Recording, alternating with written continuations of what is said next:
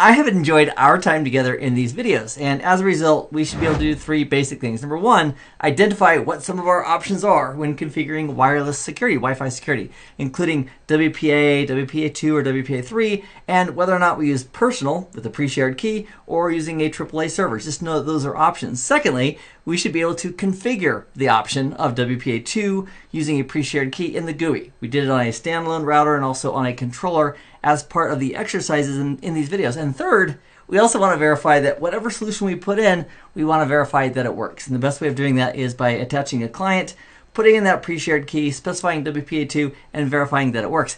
So at this point in the videos, let's spend just a couple moments on some practice questions to make sure that we're both on the same sheet of music before we continue. So without further ado, question number one.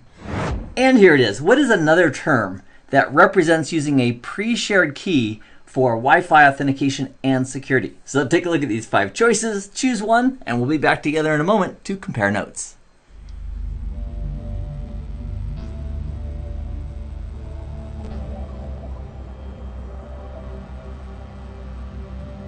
And the answer here is personal. Personal is a code word. That means we're using a pre-shared key. So whether it's WPA, WPA2, or WPA3, if we're using those flavors with personal, that means we're using a pre-shared key. All right, moving forward, here's question number 2.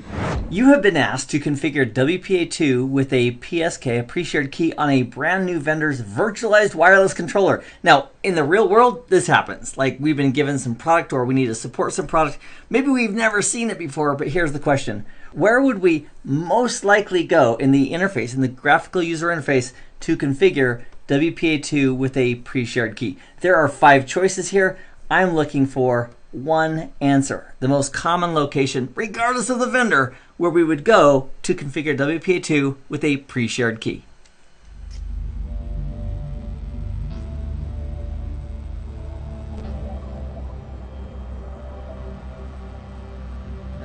And the most likely location on a vendor's product would be under wireless security in the Wi-Fi section.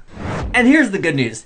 Out of those 5 locations in the graphical user interface, how long would it take to check those places? And the answer is not very long. It's like click, nope, click, nope, click, nope.